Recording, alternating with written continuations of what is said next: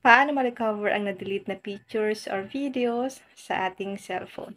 Halimbawa po, hiniram ng anak natin or kapatid ang ating cellphone at hindi po nila sinasadyang ma-delete ang ating pictures or videos kasi wala siyang lock screen.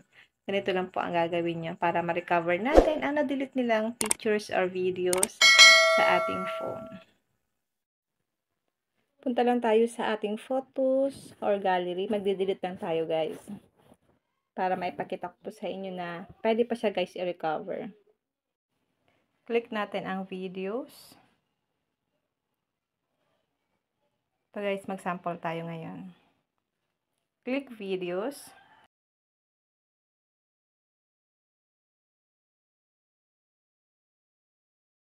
I-delete po natin ito, guys.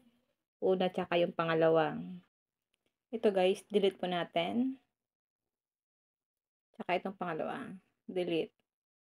Then back tayo, guys. Back natin ito.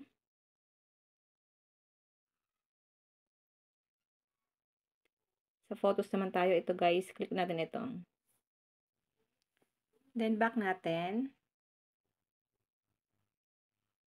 Dito po sa pinakababa, meron siya dyan na recently deleted. Click natin ito. Andito po yung mga dinilit ko na photos and video. 30 days kasi ito, guys, bago siya ma-delete. Ayan, guys. Ngayon, pwede po natin siya ibalik or i-restore. Click lang natin ang ating video or pictures. Then, click nyo po sa baba ang restore. Para mabalik siya, guys, sa ating video or albums. Tsaka ito, restore lang natin. Then ito, restore lang po. Restore video. Then back natin. Then punta tayo sa ating video. Ito na siya, guys. Andito na po yung mga dinelete natin na video and photos.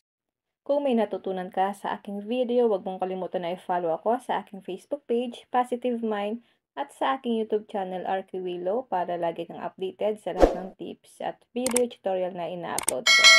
And now, thank you for watching. God bless you all.